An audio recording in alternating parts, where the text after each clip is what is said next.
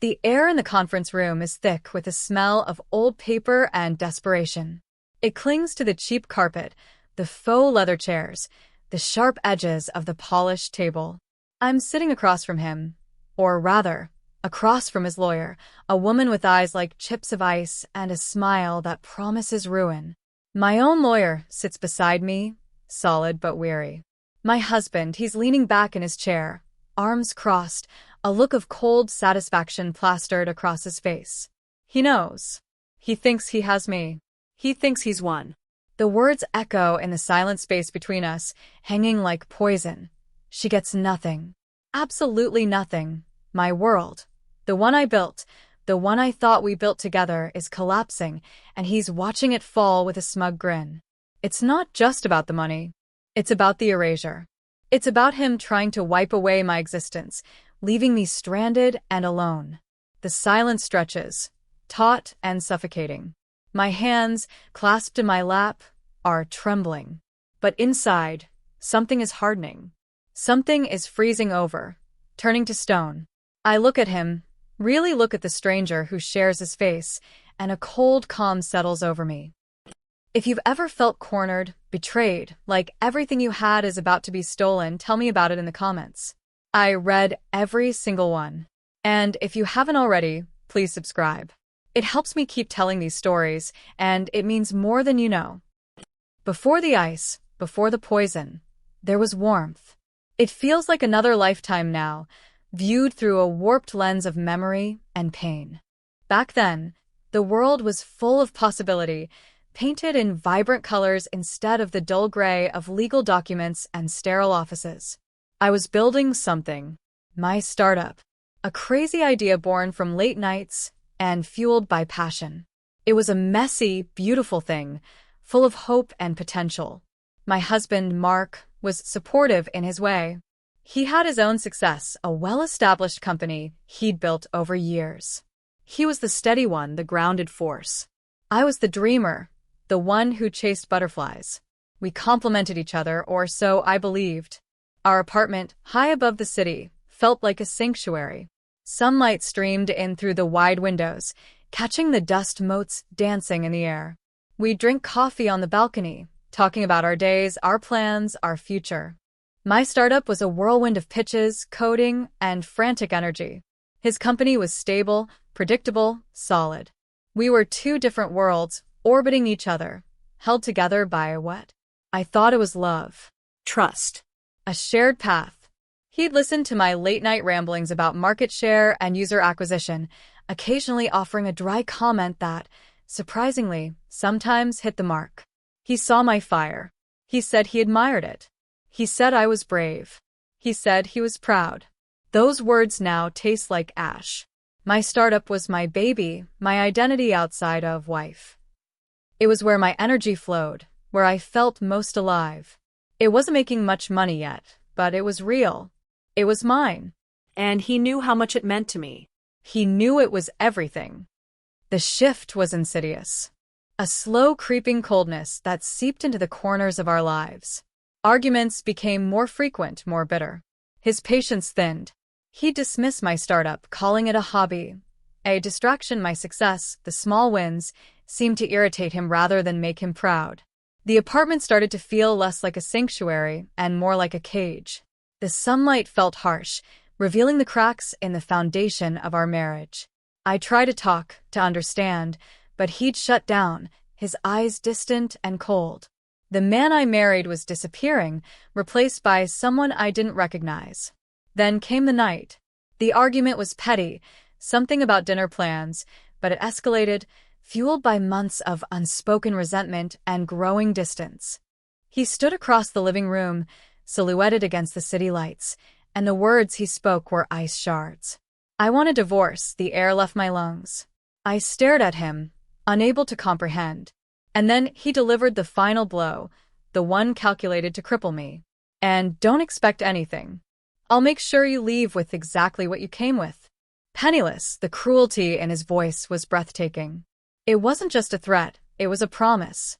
A promise to use his power, his wealth, everything he had, to destroy me, to erase me, to make sure I understood, unequivocally, that I was nothing without him. The world outside the windows, the city I loved, blurred. My startup, my dreams, my future, they all seemed to crumble in that instant. Penniless. The word echoed, heavy and suffocating. The days that followed were a blur of shock and disbelief. I moved into a friend's spare room, the air thick with the unfamiliar scent of someone else's life. My own felt hollowed out. I called a lawyer, recommended by a colleague at my startup. Walking into her office felt like entering a different dimension, one ruled by complex statutes and cold calculations. We sat across a large, dark wood desk, the sunlight outside feeling mocking and distant. I recounted the story, my voice trembling. She listened, her expression grim. Then she explained the reality. Our finances were intertwined, yes, but heavily skewed towards his assets, his company. My startup, while promising, had minimal valuation in its current stage. He had resources. He had leverage. He had already begun the process of isolating assets, ensuring that his threat wasn't just bluster, but a meticulously planned strategy. The law, she explained, would look at contribution at assets at the state of things now. My potential, my future earnings from the startup, were speculative. His established wealth was concrete. He could, she confirmed, make this incredibly difficult. He could drag it out, bleed me dry emotionally and financially. The word penniless clawed at me. It wasn't just the lack of money, it was the implication. That I was dependent, disposable, that my value was tied solely to my connection to him, and once that was severed, I was worthless. My startup suddenly felt fragile, vulnerable. How could I focus on building a company when my personal life was a war zone? How could I project confidence to investors when I felt utterly adrift? The phone calls with my lawyer were frequent, each one a punch to the gut. Updates on his filings, his aggressive stance, the sheer cost of mounting a defense. Fear was a constant companion, a cold knot in my stomach. Every email notification, every phone ring, sent a jolt of dread through me. He was relentless. He was enjoying this. I could feel it in the tone of his lawyer's letters, the dismissive way they addressed me. I was already losing. Weeks bled into months. The initial shock faded, replaced by a dull, persistent ache. My friend's couch became my default location, the ceiling fan a monotonous blur above me. I tried to work on my startup, hunching over my laptop, but the words on the screen blurred.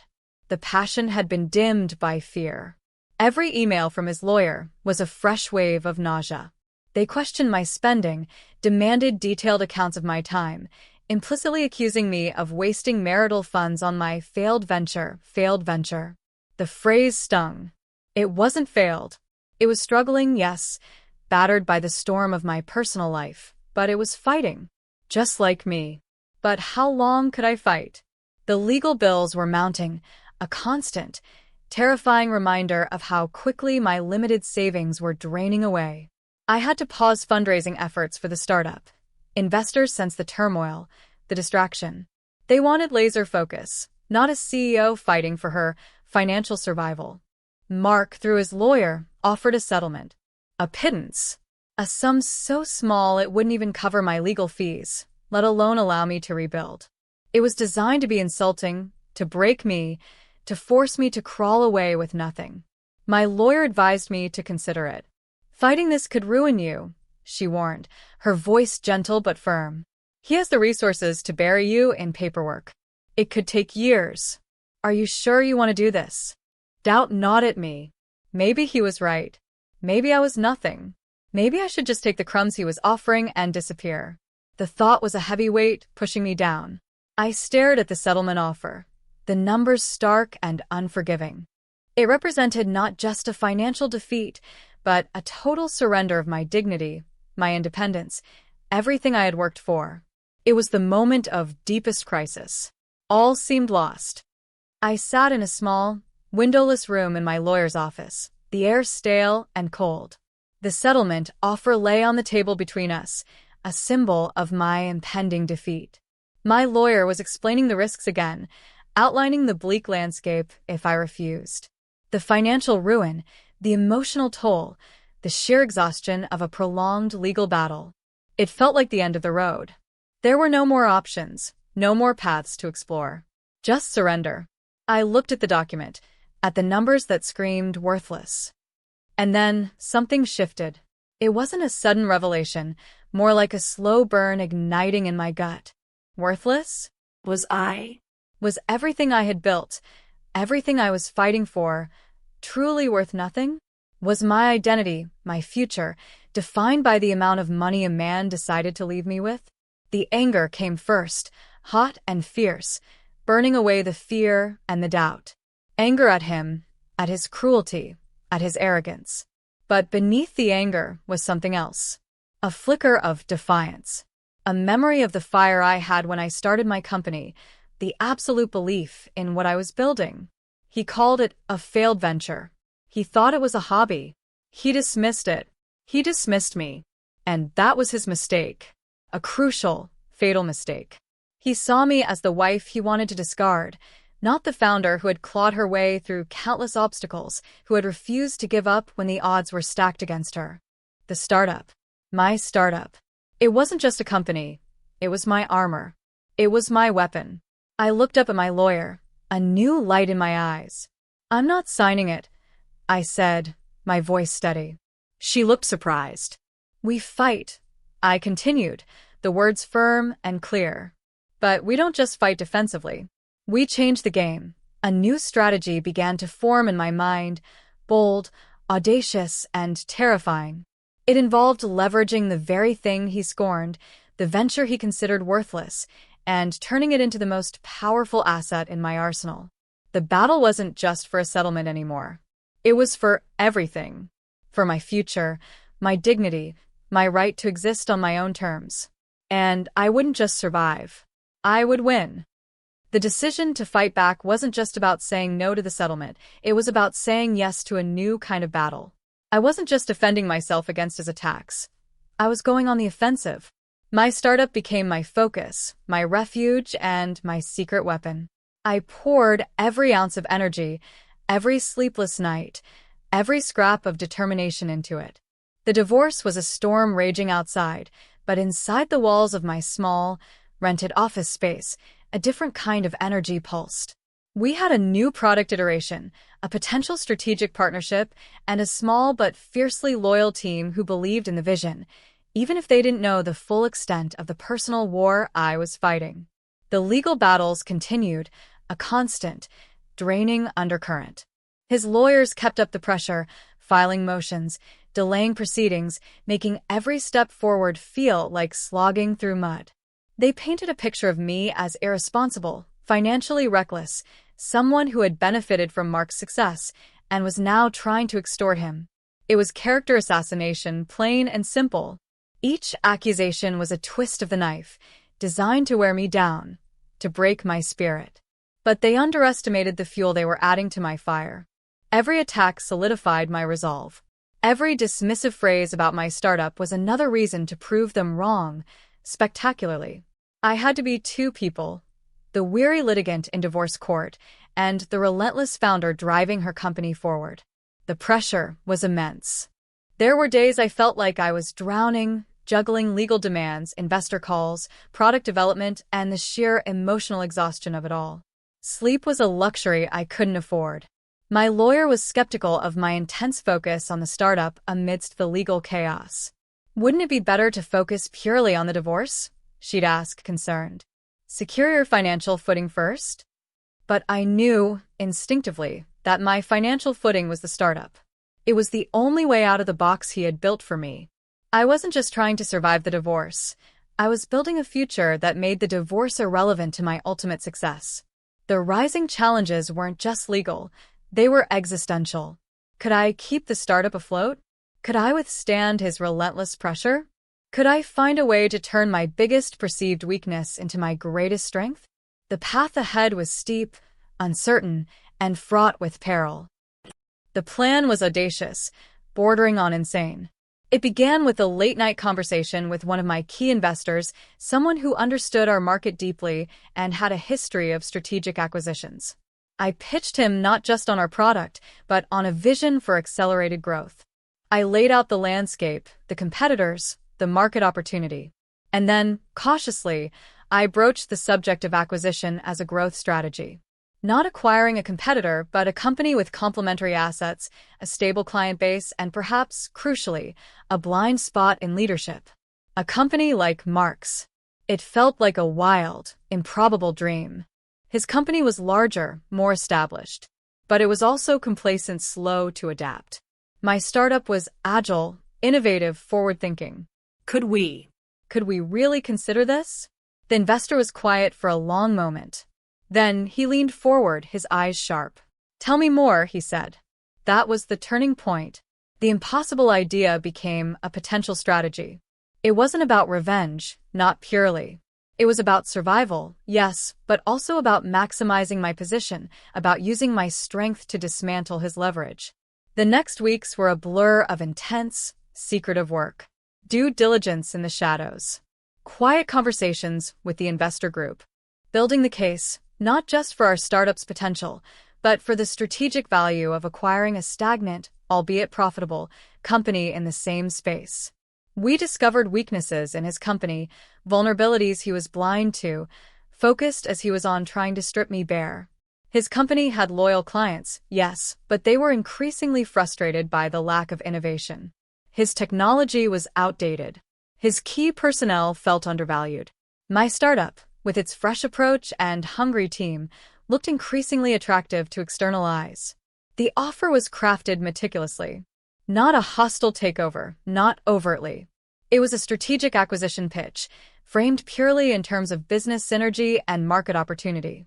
The offer would come from the investment group backing my startup, making it appear as a purely financial decision by external players, rather than a personal vendetta. My role in it was layered, hidden behind the corporate structures. But I was the driving force. Every detail, every number, every clause in the potential acquisition agreement was scrutinized, not just for its business implications, but for its impact on the looming divorce hearing. The final hearing date was set. A date circled in red on my calendar, filled with dread. Now it was filled with a different kind of anticipation. The clock was ticking. Could we pull this off in time? Could the acquisition process move faster than the wheels of justice, or injustice, as it felt? The determination in my gut solidified into cold steel. I wasn't going into that courtroom as a victim. I was going in as the architect of a different kind of victory. The day of the hearing dawned gray and cold. The sky outside the courtroom window matched the mood in the air. I sat beside my lawyer, the knot in my stomach a familiar ache. Mark was there with his ice-eyed lawyer, radiating smug confidence. He glanced at me, a flicker of contempt in his eyes. He thought he knew how this day would go. He thought he would walk out having successfully erased me, leaving me with nothing but legal bills and shattered pride. The proceedings began, a tedious dance of legal formalities. His lawyer presented their case, painting the picture of my supposed lack of contribution, my frivolous spending on my hobby, the fairness of leaving me with only the bare minimum, if that. Every word was calculated, designed to diminish me, to reinforce his narrative of my worthlessness. I listened, my face impassive, but inside, the tension was building to an unbearable peak. My lawyer began her counterarguments, presenting evidence of my financial contributions early in the marriage, the sacrifices I made, the fact that the startup, while not yet profitable, represented my future earning potential. It was standard legal back and forth, necessary but insufficient. The core of his power lay in his company, his established wealth, his ability to outspend and outlast me. And he knew it. He shifted in his seat, a small, confident smirk playing on his lips. He thought he had won the war before the battle even began. Then it happened. My lawyer paused, taking a slow, deliberate breath. She turned to the judge, her voice calm and steady. "Your Honor," she said, "there's been a material change in circumstances since our last filing that is pertinent to the valuation of assets, specifically Mr. Holden's primary business." Mark's smirk faltered slightly. His lawyer's eyes narrowed. I sat perfectly still, my hands clasped so tightly my knuckles were white. My lawyer continued, "Earlier this morning, A definitive agreement was signed for the acquisition of Holden Enterprises. The air in the courtroom froze. Mark's face, moments before radiating smugness, went utterly, completely blank. It was as if someone had flipped a switch, draining all color and expression. The acquiring entity, my lawyer stated, her voice clear, is backed by a consortium of investors, and the strategic decision to acquire Holden Enterprises was based on synergy with their existing portfolio company. My startup's name? Silence. Heavy, stunned silence. Mark's lawyer sputtered. Objection. Irrelevant. This is speculative. On the contrary, Your Honor, my lawyer responded smoothly, holding up a document. This is a fully executed acquisition agreement. A binding contract. The terms include a cash buyout at a valuation significantly higher than previous market estimates, precisely because of the strategic synergy with my client's company. This acquisition fundamentally changes the valuation of Mr. Holden's primary asset and directly impacts the equitable distribution of marital property. Mark was staring at me now, his eyes wide with disbelief, then rage. He opened his mouth to speak, but no sound came out. He looked utterly blindsided, like a deer caught in headlights. He had been so focused on trying to dismantle me, on dismissing my startup as irrelevant, that he never saw it coming. He never saw me coming. The valuation of my startup, in the context of this acquisition, suddenly skyrocketed. My stake in the acquiring entity, the value I brought to the table through the very company he called a failed venture, was now undeniable, significant, and directly tied to the value of his company. He hadn't just lost the battle, he had unwittingly made my position exponentially stronger. He had spent months trying to leave me penniless, and in his arrogance, he had paved the way for me to acquire his most valuable asset, ensuring that I was not only not penniless, but in a far stronger financial position than I would have been otherwise. The look on his face was a complex mixture of shock, betrayal, and pure, unadulterated fury. He saw the trap he had walked into. He saw that the hobby he dismissed had just bought his company. The rest of the hearing was a formality, albeit a tense one. The judge, clearly taken aback by the dramatic turn of events, reviewed the documentation. The acquisition was real. The valuation was clear. The landscape of the divorce settlement had irrevocably shifted. Mark's lawyer scrambled, trying to argue that this was a vindictive maneuver, a personal attack disguised as a business deal. My lawyer calmly refuted her, presenting the acquisition as a purely strategic business decision by an independent investment group, highlighting the clear business rationale and market opportunity. The fact that my startup was the synergistic partner wasn't personal, it was business. His business. The man who threatened to leave me with nothing now had his primary asset tied up in a deal driven by the success of the very thing he scorned. The irony was sharp, almost unbearable. He was forced to watch as the value of his company, the source of his power and leverage, was now part of a negotiation where my value, my company, was the key driver of the premium paid. The court didn't need to untangle complex valuations. The market, through this acquisition, had already done it. His assets were now defined by a deal I had, in essence, orchestrated. The judge's decision, when it came, reflected the new reality. The settlement was based on the post-acquisition valuation, ensuring that the marital assets, including the proceeds from the sale of his company, were distributed equitably. Equitable distribution, when his primary asset had just been valued and sold based on its synergy with my company, meant I wasn't just getting half of what he had. I was getting a share of a significantly larger pie, a pie whose value I had helped to create and realize through my own efforts. I wasn't left penniless.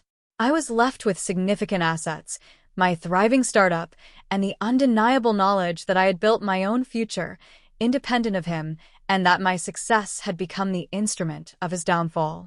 Leaving the courtroom, I didn't look at him. The air outside felt different, lighter. The gray sky seemed less oppressive. Walking out of the courtroom doors felt surreal. The heavy weight I had carried for months lifted, replaced by a strange mix of exhaustion and exhilaration. It wasn't a triumphant march. It was quieter, more profound. The victory wasn't just financial. It was a reclamation of self. He had tried to define me by my dependence, by my supposed worthlessness outside of his shadow. By building my own success, by turning my passion into a powerful engine, I had not only survived his attempt to erase me, but I had thrived. The acquisition of his company wasn't just a clever legal maneuver, it was the ultimate validation of my vision, my hard work, my resilience. The man who saw my startup as a hobby had just sold his life's work, in part, because of that hobby's potential. The bitter irony was a potent bomb. The aftermath wasn't about celebration, not really. It was about processing. The end of a marriage, even a toxic one, is a loss. But this wasn't just an ending. It was a beginning. A beginning built on my own terms, with my own strength. The days and weeks that followed involved navigating the complexities of the acquisition, integrating teams, and dealing with the fallout within his former company. There was no gloating, no public spectacle. The real victory was internal. It was the quiet confidence that settled deep in my bones. It was knowing that I had faced the worst and emerged not just intact, but stronger, more capable, and utterly free. The future stretched out before me, no longer defined by fear or dependence, but by endless possibility. My startup continued to grow, fueled by the new resources and talent from the acquisition. It wasn't a smooth road. Merging companies is hard work. But it was my work. And every challenge overcome felt like another layer of armor, forged in the fires of betrayal and resilience. The taste of victory wasn't sweet or triumphant. It was quiet, measured, and deeply satisfying. It was the taste of self-possession. If this story of fighting back and finding your own strength resonates with you, I'd love to hear your version. Drop a comment below and tell me where you're listening from and what time it is. And if you haven't yet, subscribing truly helps bring more of these stories to life. Thank you for being here.